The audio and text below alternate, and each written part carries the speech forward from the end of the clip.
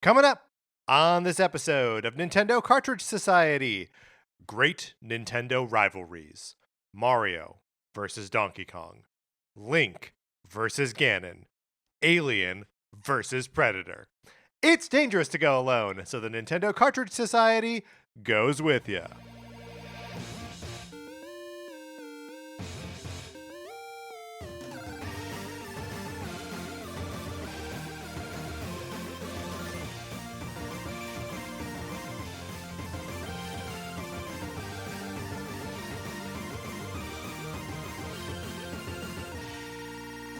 Welcome to Nintendo Cartridge Society.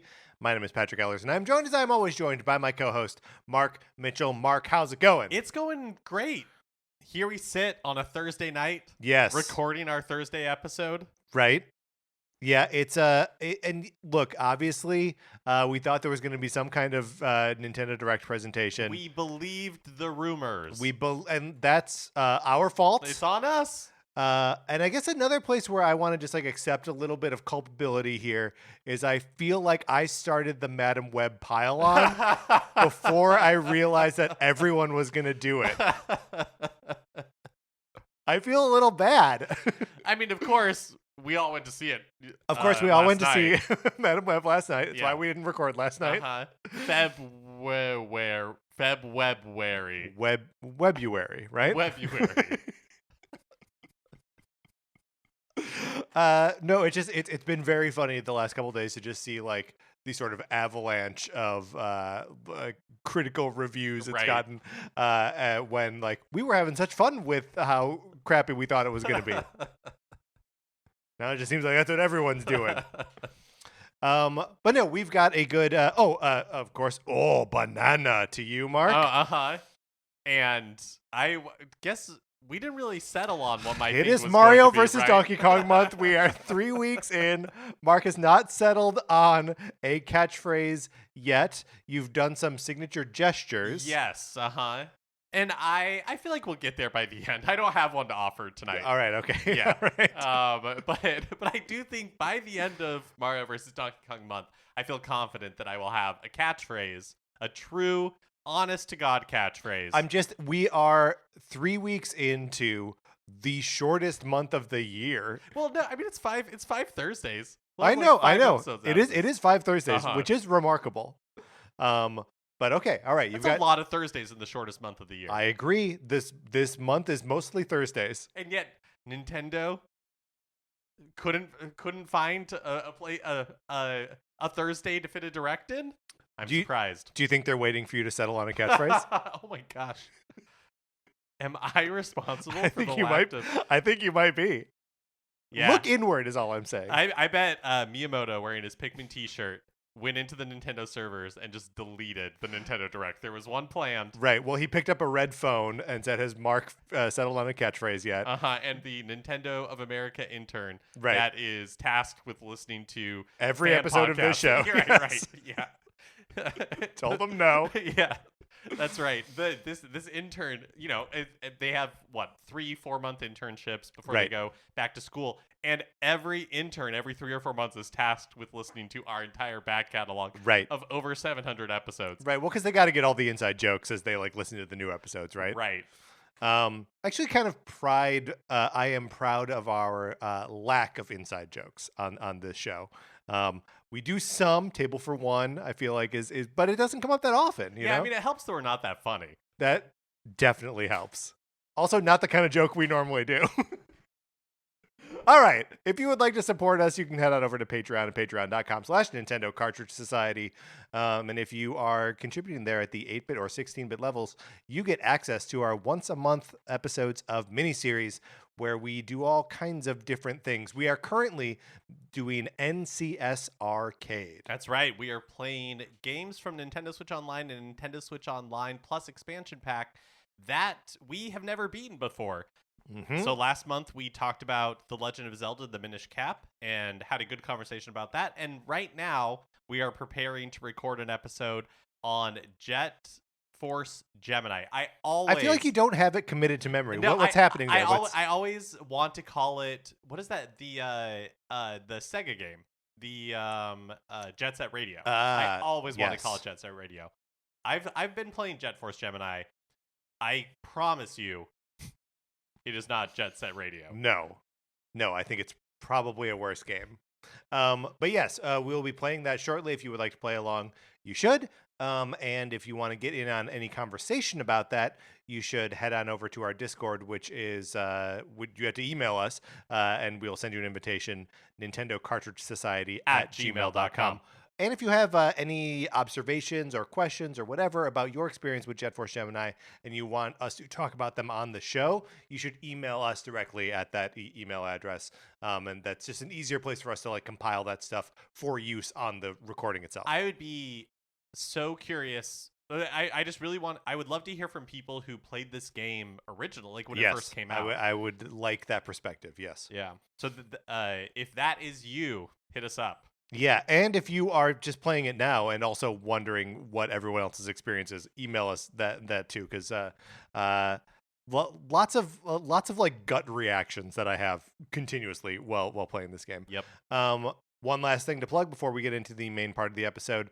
Let's plug a couple things. You and I appeared on an episode of the Call Me By Your Game podcast with previous guests on the show, Drew Mackey, as hosted by previous guests on the show, Connor McCabe, where we listed our top 10 video games of all time. That's right. That was a super fun episode to do, and you should definitely check that out. Yeah, and my list is more like 12 games. I guess mine is technically 11. It's 10 and a song. Yeah, that's basically that's what right. it came That's down right. to. And if that doesn't make sense but is intriguing to you, you should check out the episode. Also, I was on an episode of Video Games, a Comedy Show, hosted by Jeremy Schmidt, where we were talking about the Crisis Core Final Fantasy VII reunion. So you can check that out as well. Also, my first issue of the Teenage Mutant Ninja Turtle Sourcebook comes out a week. Oh my gosh. It comes out next week. Oh my It gosh. comes February 21st. It is all of my musings on the characters and events and special items and whatever of the IDW Teenage Mutant Ninja Turtles.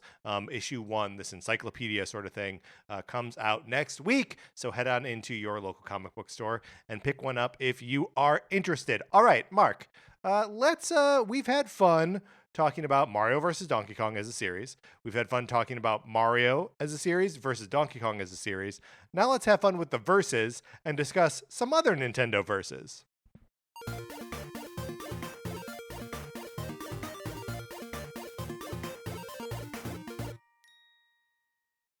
Mark, I feel like whenever we get into these theme months, we end up doing a lot of stuff that's like grounded in reality, right? Yes. A lot where we're talking about games that exist. But we thought there was going to be a Nintendo Direct. We're getting loosey-goosey. We're going to narrow in on this versus. And so we're going to pitch our own Nintendo versus, right? That's right. And I feel like we talked about in week 1 of Mario versus Donkey Kong month, the Mario versus Donkey Kong series has seen a lot of different variations and a lot of change. Yes. So for me, it was kind of easier. When I was coming up with my list, I was able to say, oh, this is more like this type of Mario versus Donkey Kong game. Oh, interesting. In Okay. play style versus something like this, which would be more like this other type of Mario versus Donkey Kong game. Well, so I was going to ask, what to you does the versus in a video game and sort of specifically spinning out of the Mario versus Donkey Kong, what does that versus actually mean, right? Because in my mind, the Mario versus Donkey Kong games are an extension of the original Donkey Kong series. Yeah, totally. And then Donkey Kong becomes something else, right? Yep. Donkey Kong Country becomes something else. But what are we getting out of versus here? I feel like the versus, so initially when I was starting my list, I was thinking about, Mario versus Donkey Kong as, like you said, Donkey Kong being Mario's original antagonist, and that being a core part of it. But instead of being I didn't emphasize the original part of it in my list. A lot of it is kind of their ultimate, for lack of a better term, antagonist. That's very interesting. I was sort of thinking about it in terms of like a mixture of gameplay, right? Because like that's one of the things about like Mario versus Donkey Kong is and especially like as exemplified in Donkey Kong 94, that like it is the gameplay of the original Donkey Kong, but sort of through the lens of like a more modern Mario's moveset, right? More modern Mario moveset. um so for my money, it was sort of a confluence of gameplay styles that like mashed together in a way that I think would be compelling. Oh yeah, that's it. I think this will make for between the two of us a Yes. very interesting group of lists, because mine I think is more, my list is more like the gameplay stylings of the Mario versus Donkey Kong series. Yes, very good, with different With different characters. characters. Got it. So mine Yeah. are almost all like this game title versus this game title, but it sounds like yours are all character versus character. Yes. This is fantastic. Yes. I love that we. So I feel like we're like running the gamut. Yeah, here. that's right. So I have 7. Very good. I have 4. Okay, great, great. I'll go first. Then. Okay, perfect. And my first one is definitely, this is almost certainly more of just like a kind of like crossover extravaganza, but it's 1080 snowboarding versus Excite Bike versus Wave Race. It's sort of the like Nintendo first party extreme sports mashup triathlon style game where like you play as either someone who is a snowboarder, a biker, or a dirt biker, or a wave racer. Thank you. And like they're going to be best at that part of the race, but they got to do all 3 parts. You know, and some of them will be like you gotta excite bike your way up to the top of the hill, and then snowboard down to the lake, and then wave race across it. Sometimes you gotta start like in the middle of the ocean and like wave race to you know what I mean? Like you can, you can switch it up. Yeah, that sounds like a true like Iron Man type experience. And it also just highlights this like, what was Nintendo doing? Like why were they so like interested in that like kind of extreme sport for a little bit? And we don't get that anymore. We don't get that at all like anymore. We get Mario sports games and we get like a Wii Sports or Nintendo Switch Sports, but we really don't get Nintendo just making a like extreme, like a sports simulator. Right. And like all 3 of these games appear on Nintendo 64, right? But obviously like Excite Bike reaches further back into the company's history, and like for like we get all the way to like Excite Truck on the Wii, and Wave Race has a GameCube version, but like 1080, that's like their one and only swing at a snowboarding game, right? Yeah. Although I guess generally speaking, I feel like the video games don't, you have the big sports simulations. Yeah. From, like EA or 2K, but yeah, that there isn't really a market elsewhere. Yeah, like occasionally you'll get a skateboarding game. Yeah, I wonder if a lot of this comes out of like, because Sega was doing it for a long time. Like Sega was doing like a sports sim thing for a while, I guess, until just about the time that they stopped having hardware to put those games on, right? Like, because they appeared on like the Dreamcast. But yeah, so I wonder if that was just like Nintendo sort of like keeping up with their one-time rival, and now they're like, wait, we don't need to do that. We just have Mario play tennis. Yeah, interesting. But yeah, I like that. 1080 versus Excite Bike versus Wave Race. That would be a heck of a way to bring back Nintendo doing, like sports simulations. Yeah, and a heck of a way to. I mean, specifically, Wave Race is the one of those that like I genuinely like. Have you tried playing 1080 on the No, I Nintendo haven't. Switch Online? I don't get it. I don't know how to make them go faster. I don't know how to make them land tricks. I am very, very bad at it. With that mashup, you also know that the sequel to that would include like Pilot Wings. Probably, yeah. All right, that's my first versus game. That's awesome. My first versus game, taking us in a little bit of a different direction, is Luigi versus King Boo. Very good. A Luigi's Mansion series type Mario versus Donkey Kong. And so what I'm thinking this would be is that Luigi is trapped in a room in a house that has a central poltergeist system. So like a house that has a central vacuum system. Yeah. But he's trapped in a room. It's like a poltergeist HVAC? Yeah, Okay, exactly. great. Exactly. So what he has to do is he has to, and I don't, I guess maybe they're ghostly objects, because what I think he has to do is he has to arrange items in a room using the central poltergeist HVAC system in this house. And then he can send Polterpup out, but through the obstacle course. Yeah, sure. In order to get the evil ghost at the end. Okay, so is it a little bit like Panic Room, where like Luigi can't leave the Panic Room? Yes. Okay, and he can only send Polterpup out. Oh my gosh, yes, because the twist. I just watched Panic Room recently. The twist to this game is the mansion that Luigi is in. It is his own home. Yeah, it's been invaded by ghosts. Perfect. He's a coward, so he goes into his panic room. Right. And then halfway through, King Boo holds up a sign that says, "What we want is in the room." It's pretty good. It's pretty good. It's pretty good. That's Luigi versus King Boo. Would it surprise you to learn that I also have a Luigi's Mansion on here? But this one is truly just a joke, and I don't have anywhere to go after I pitch it. It's Luigi's Mansion versus another code. He's basically just sucking up the ghost kid. He's just busting D, so he can't annoy you with with his poor memory. That's very funny. But this Panic Room thing is great. I wish, because I was picturing, as you were saying, that there's like an HVAC, that it has to be like a high tech sort of like house that he's in, right?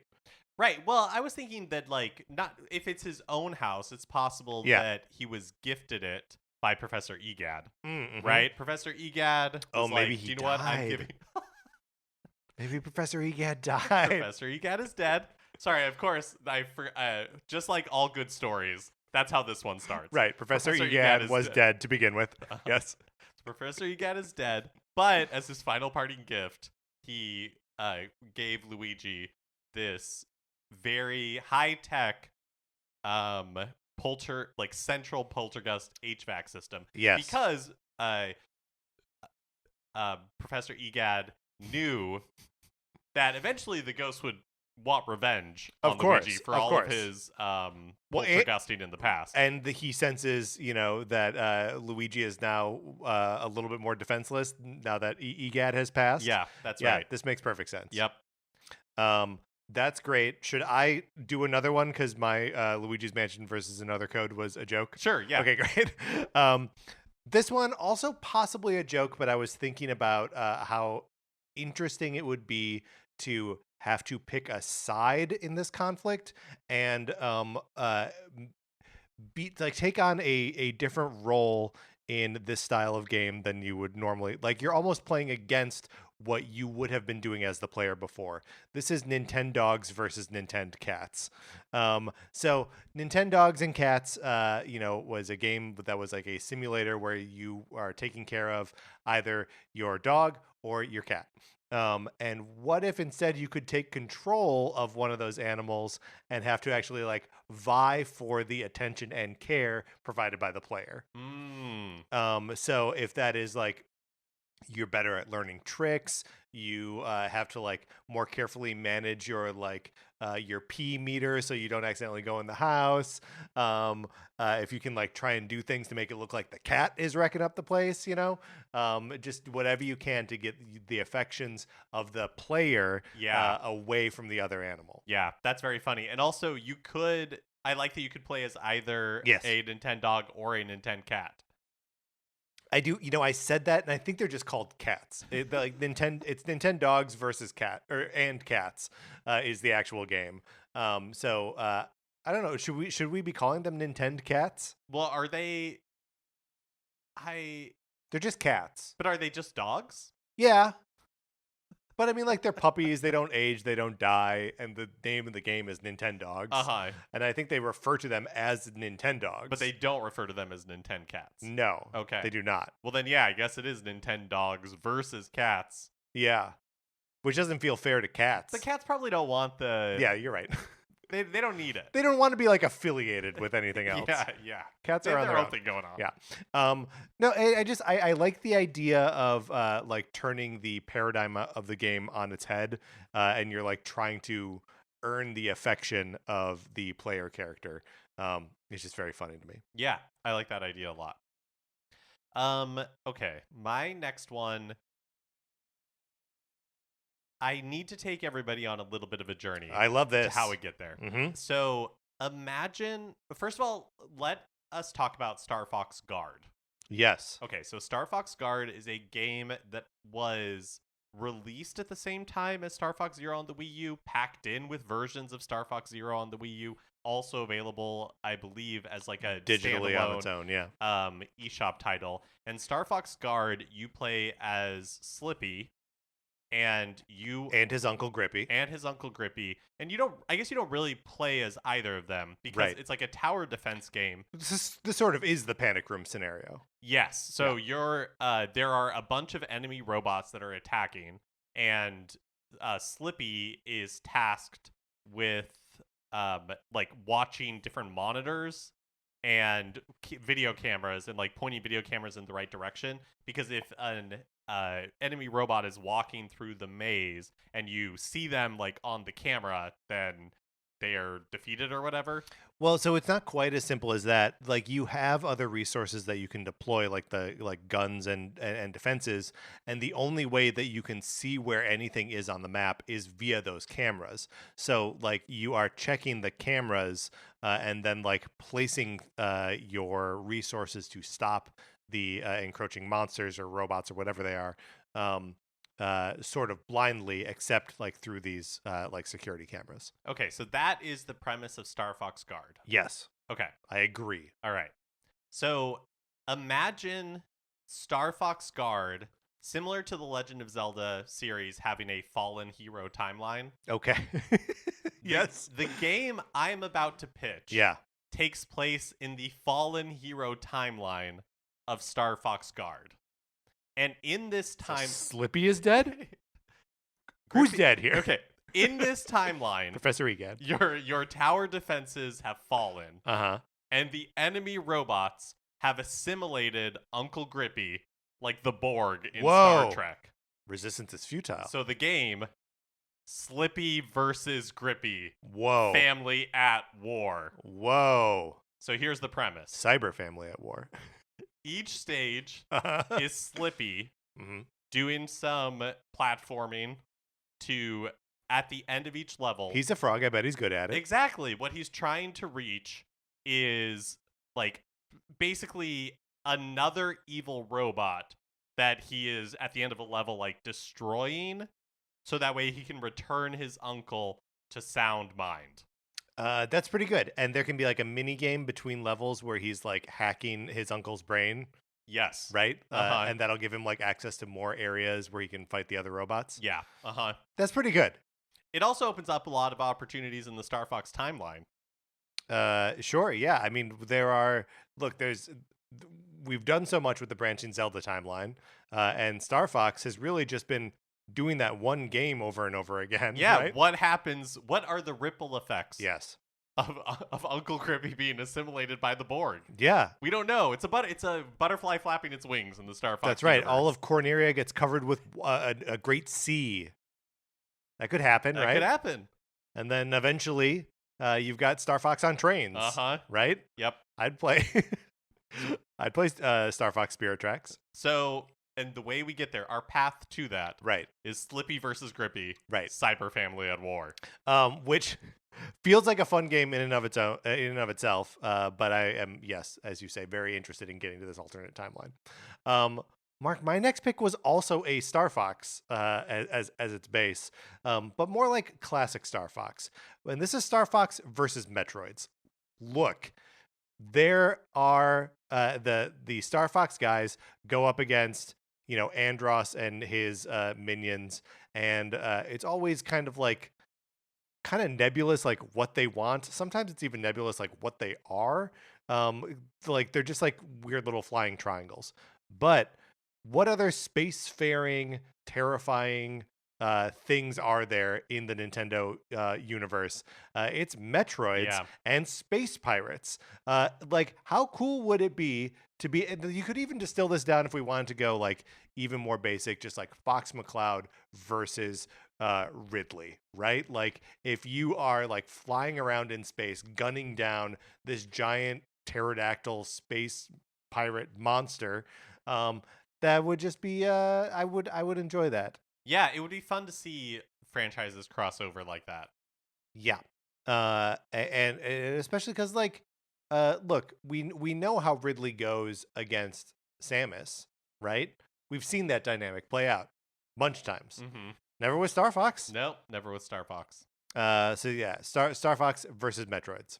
Well, my next one is related to Metroids as well. Ooh. And it is Samus versus the Galactic Empire. And by Empire, I mean Federation. I was gonna say I don't think there. Okay, this is like a paperwork simulator. She has to like apply for her bounty hunting license. No, so Okay. this is what it is. Okay.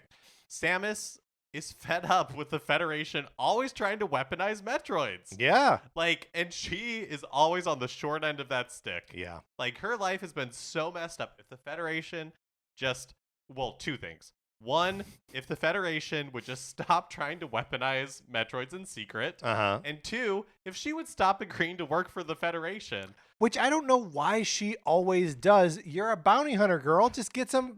No one else is paying you? I think she feels obligated. Because she used to be one of them. Right.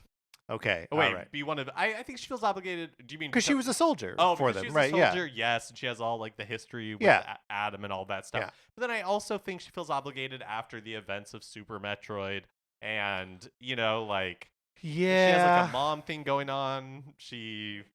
But the mom thing is like a motherhood towards Metroids, though. Yes. That would make her even more like obligated to fight the thing that's always trying to weaponize the Metroids. I agree, and that is where my game, There we go. Samus versus the Galactic Federation, comes in. So Samus, she's fed up with the Federation, always trying to weaponize Metroids. Uh-huh. So here's an important distinction. So this way it seems less dark. The corrupt leadership of the Galactic Federation are in fact space pirates. Oh, okay. All right. Yeah.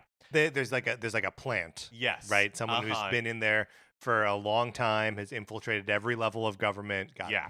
And so now everybody knows that that's what's happening. And so this like head of the Federation, they lock down the Galactic Federation headquarters. Yeah, okay. And so it's up to Samus and her Metroids Whoa. to like infiltrate into the Galactic Federation headquarters. Can she also have some of those like monkeys and that like that ostrich thing? Uh-huh. Like, so in this way, like assaulting like a single building like that is also a little bit like the new RoboCop. Have you seen the RoboCop with Carl Urban and what's her name from Game of Thrones? No. It's good. Wait, do you mean RoboCop? Judge Dredd? I mean Judge Dredd is what I okay. mean. Yeah, you're right. I do mean Judge Dredd. Have you seen that? No, I haven't seen that. Oh, It's great. Boy, that's embarrassing. But yeah, so it's like that. Yeah. That's very cool. I like anytime Samus can. I want her to like represent herself. Yeah. Right. I want her to fight for the things that she believes in, and she so frequently doesn't. My next verses is another two like game title one.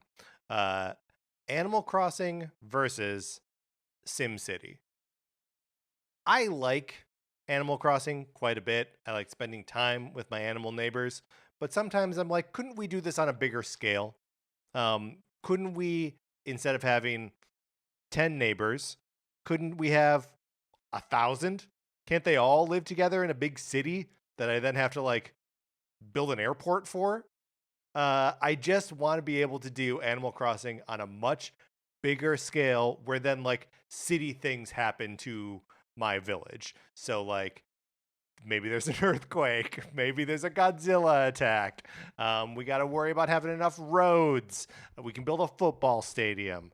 All this kind of stuff to just like blow up the Animal Crossing thing from like very small to very big. Do you think it would still have the?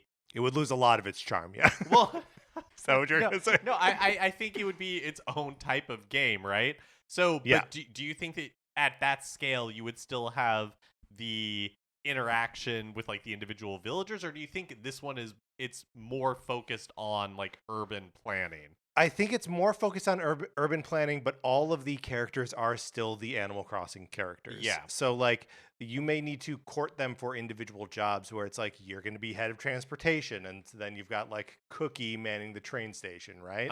And you have to like figure out whose talents are best suited for different offices. Like, obviously, you're the mayor, right? Because that's like a SimCity thing, and also an Animal Crossing New Leaf thing. But yeah, I think there's still those individual interactions, but as you sort of like surface them. Yeah, I'd like to think about who that's really fun because it's like, oh yeah, who in the Animal Crossing universe, when you solicit public opinion, who would be kind of I'm thinking of like SimCity 2000, like who would be the kind of scolding guy with a beard who's like, taxes are too high. Yeah, Mr. Rossetti. Right? Oh yeah, Mr. Rossetti is very libertarian. Yes. well, always trying to tell you what to do, right? Yeah, I mean, yeah, it fits. And then I also like is his name Mr. Wright, the like the SimCity guy? Yeah. That he would also be like one of the characters, maybe even the character that you play as, that's like running the city. That'd be very fun. I like that a lot. All right, I'm down to my final pick. Okay. And so do you... Let me roll out a joke one first. Okay, perfect. it's a joke one, but it's also like anytime we start talking about like crossovers or anything like this, I'm like, yes, why are we not doing this? Punch Out versus Tellero Boxer versus Joy Mecha Fight versus ARMS. All of the Nintendo boxing related characters, robot or human or whatever the heck the ARMS characters are. I don't know. Are they robots? Are they human? Are they a big tube of goo? One of them at least is a big tube of goo. But they should all be like in the boxing ring together, right? Yeah, I do like it. It's like Super Smash Brothers Ultimate, but for forgotten Nintendo fighters. Yes, but it wouldn't be like a super like mobile thing where like the characters are like running around, like basic sort of Punch Out style gameplay where you are determining patterns and like swinging when the time is right. So maybe there's only like one playable character. Maybe you're just playing as Little Mac or Harry from Tellero Boxer, and you're going up against all of these opponents from across these largely forgotten Nintendo franchises. Oh yeah, that would be really fun. Yeah. I mean, also, why haven't they done another Punch Out? It's been since the Wii. Yeah. And it had been since Super Punch Out. Yeah, that's right. So, do you think it's the... I think they're too hard, right? I think they're not like super approachable games that like you need to study the patterns of it's less of a fighting game and more of a puzzle game, right? And I think there's just a limited audience for something like that. People like Punch Out now because they obsessed over it when they were 7, right? And learned all those patterns. Yeah, when years ago on the NES Classic Edition, when we played it, I didn't think it was particularly fun. Right. Just really hard. So I'm pitching a version of that. But with all new patterns that no one has programmed into their thumbs already. Okay, my final one. And this is because I've had you brought it up earlier, but like I just finished another Code Recollection. I've had another Code on my mind. I enjoyed my time with those games, and I thought it would be, Nintendo kind of brought this franchise back out of nowhere, and I thought it would be fun to have another like a side spin-off in the another Code franchise. I don't think this is really like a spoiler, but I guess it We're getting into spoiler territory for another code. Kind of is. Yeah. And so if you don't want to know anything about another code, now is your opportunity to like skip ahead a couple of minutes. So right. you can get to Patrick's final picks. But mine is Ashley versus Another. And so Another, and again, this is your last opportunity to bail if you don't want to know. So in the game, Another is a like device that Ashley's mom and dad worked on. They're like scientists, and what it does is it was designed to like help people with like PTSD. Like it can erase memories or overwrite memories in people's minds. And there's a point in one of the games where like Ashley is basically trying to prevent memories from being overwritten. And so I want to make that a very like it is represented in the game, like that experience, but I want to make that a very kind of like literal thing. And so each level would represent like a memory. Yeah. And she has to like make her way through that memory and to prevent it from being like erased or overwritten. So she has so like the world is like melting around her as it's being, and so that is causing obstacles that she has to get around. So it's a little like Eternal Sunshine of the Spotless Mind Yes. Or like as like you're saying that like things are melting or like fading away, a little like Never-Ending Story where like the nothing is just like creeping up. Yep. That's pretty cool. Is it like a platforming game that you're pitching? Yeah, I'm thinking of it in the style of like Mario versus Donkey Kong. Sure. So like Ashley's climbing on things and just holding a big key over her head. Exactly. I was thinking about. I mean, obviously the games have like some sort of like philosophical similarity, but like if there was room for like an Ashley versus Ayumi Tachibana, to get like a little Famicom Detective Club in there with the another code, because like they're both skilled investigators, right? And I think that Ayumi could, well, but like, then how are they versus? Like, are they competing to see who can solve a crime faster? I would like to see them team up. I would like to see them team up too. Yeah. This is really more of a crossover kind of scenario that we want. But yeah, no, that's great. Ashley versus Another is very good. Then we're down to my final versus pick, which is Minish Cap versus Pikmin. I like this. Yes. So in this, you will play the role of the minished Link, walking around all tiny in a world that's so big, and the things that are getting in your way are Olimar and his Pikmin. And it's just like a constant swarm of little dudes coming after you all the time. And you can cut down like 3 or 4 with your sword, but he's got 100 of them. I like this. This is like Vampire Survivor, but but with Link it is shrunk down to minish size and just Pikmin swarming him. And sometimes they'll run by with like an NES controller. Link is like the virus in the system and everything. Just yeah. Very good. Yeah, I don't know what the objective is. Link is just there to. It's a classic Link thing where it's like, why is he throwing those pots around, right? He's just there to like mess stuff up. And yeah, probably just like doesn't even know what's happening. Like wakes up one morning, goes outside, and like steps on the little shrinking stump thing, and then it's just swarmed by Pikmin. Can't make his way. Maybe that's it. Is that they like carry him off? They perceive him to be a treasure. They take him back to the ship, and then you like and get out. And then the whole game is just trying to get back to the stump so you can get big again. Yep, that's very, very funny. Very good. And that's my final pick.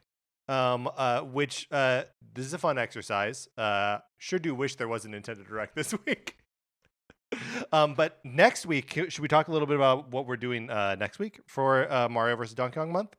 Yes. Well, I mean, tomorrow. Yes. Friday, Mario vs. Donkey Kong is released on the Nintendo Switch. That's right. And so we'll be talking about it next week.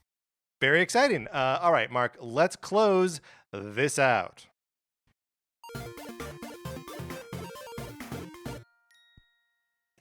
I would love to hear if other people have examples or pitches for versus games.